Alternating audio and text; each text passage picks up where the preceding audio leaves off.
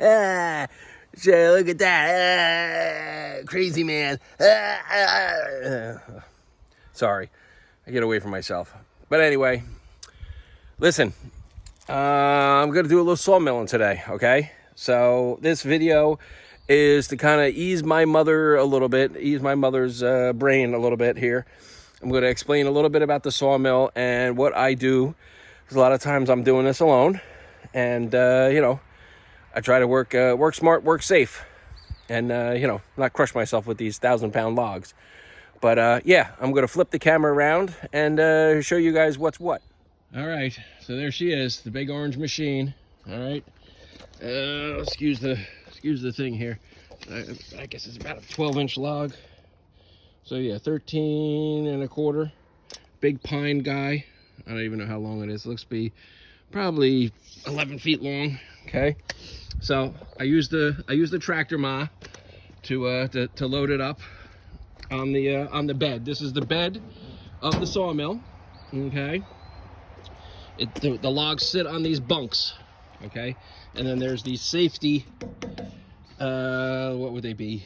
Vertical stops. This one got a little busted up there.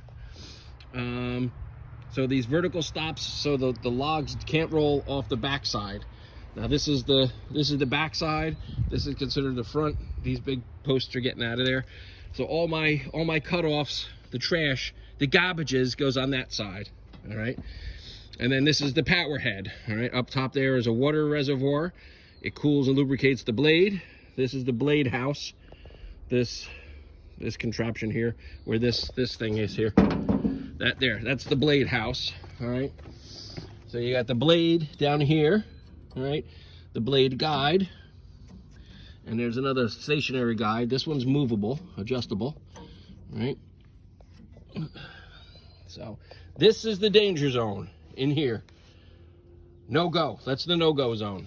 All right, but anyway, the water tank, all right, is controlled by this lever here. So this is the throttle and the water tank. So, oh, here, let me see how I get that in there. You know, I squeeze the handle and the juicy comes out. So I got to make sure that is good, right? So it's water and dish detergent. Granted, it doesn't, I just have it coming out less than a pea stream, okay? And then this is the well, I guess this whole contraption is the saw head, and then this part here is the power head, right? So it's a Kohler, what is it, 14, I believe, 14 horse, I think, Kohler Command Pro 14, yeah, 429 cc's for those of you that are interested. All right. So back here, this is the command area, okay? So from here, I use the throttle here, and then the handle, so I push from here, okay?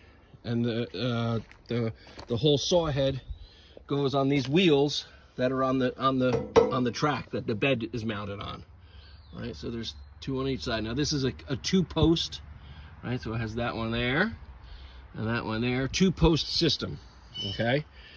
Hour meter, fancy schmancy hour meter, and then this is the adjuster. I gotta lube it. All right, hold on, I'll pause it. So just a little bit of silicone spray right there. This all gets lubricated here. Right, the wheels all get lubricated, the gears. It's cable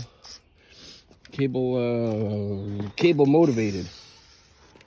Right, so anyway, you get the gist of it here. All right, getting technical now. So inside here, you can see them here, are these plastic sleeves. So that's what holds the upright vertical, right? And then the blade tensioner is here with this handle that I have to tension and then torque, and it moves that lock there, right? And then the handle that controls the thingy-mabobby. So this gets torqued here. So yeah, I gotta dial in my torque wrench here. Let's see here, 20. I go 23. Whatchamacallit? Pound-feet. So yeah, so it's got a bunch of washers and stuff in there. So this is all, every time I use the mill, I have to do this. All right, so there, that's tensioned now. All right, so then I have to start the engine, let it idle for a couple minutes, and then load the log. So let me do that. So again, I don't know how the heck I'm gonna do this in quick recession here, but anyway, the log goes on the bed. Right, and I gotta be careful. I don't like to drop it. And I gotta make sure my teeth of the tractor, forks. Right, so it's down. Except I gotta move it a little bit.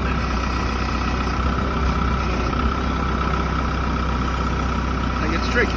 It's tricky, but it's safe. Come on, Mamacita. You gotta come back just a little bit. Alright, so I gotta make sure it's on all the bunks. Now some guys have like a ramp system, a winch type thing. That's all a bunch of hooey. All a bunch of hooey. Oh yeah. I am lucky enough to have this set up. Alright, yeah, I'm gonna get them pulled up. Alright, so here's my safety thing. Alright, so I keep the tractor here between the log and the ground. So just in case the log rolls off, right, I have my escape route is gonna be that way towards the tractor. Or you know, back away from where the log rolls. But anyway, I use the tractor to load it up, make sure it's back against the stops. See, it's back against both stops. I gotta lower them a little bit because see how high they are, and I'm gonna cut, probably take a couple inches off. Let's see, this is like a 12-inch log, so maybe I'll make some, let's see here, 12. It's gonna probably take 2 inches, so 2, be 8. So maybe I'll make some 2x8s out of it. It's knotty, so it's not going to be grade A lumber.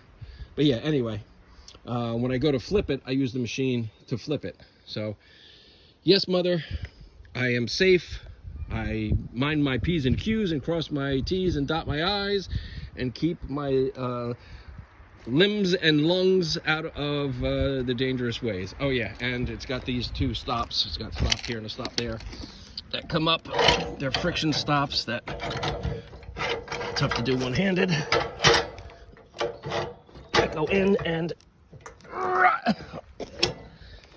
hold the log steady as I'm cutting. But let me go and adjust my stops on the back and get to sawing, and I'll give you guys a pic or maybe a little short video once I get some sawing action done.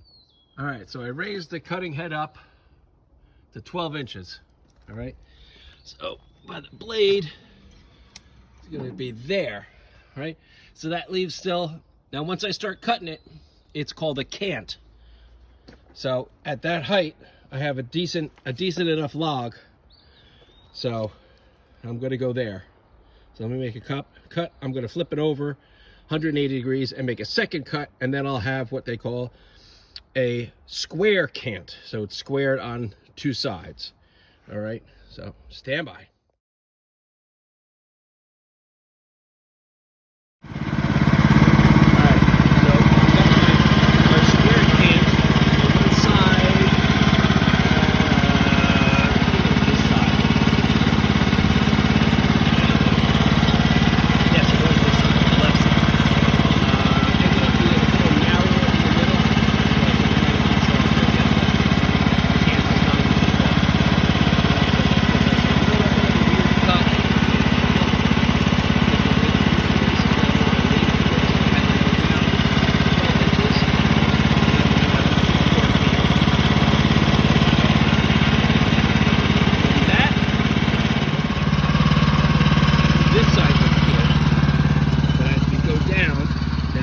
Side was 11.5 inches. All right, so now we get down no good dots here. But from here to there, is 14 inches. So what I have to do is jack this side up, raise this side, and then recut. So then we'll be parallel all the way down, and hopefully a little more even on our cant. So, all right, here we go. All right. So, here's our cutoff piece. Basically nothing.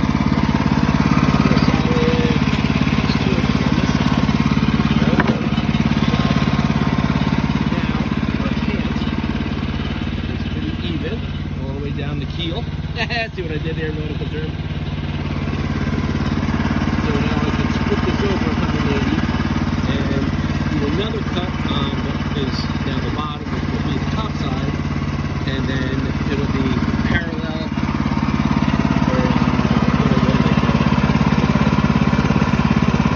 Two parallel surfaces.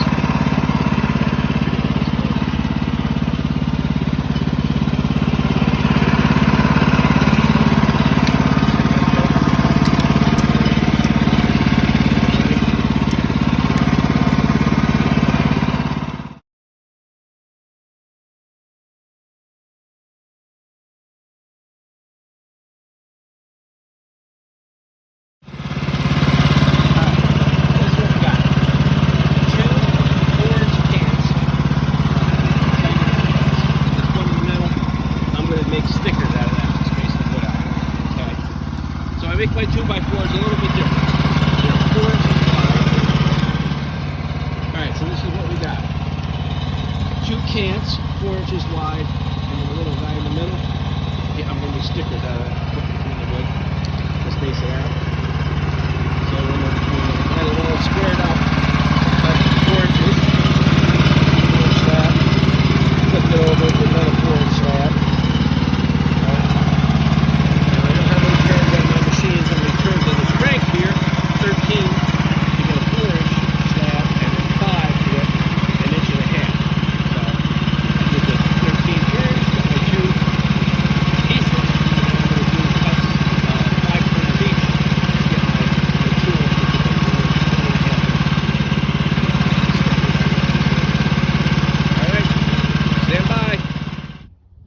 Little oopsie and hit my here, I'll show you. I'm not too ashamed to show my mistakes, but yeah, I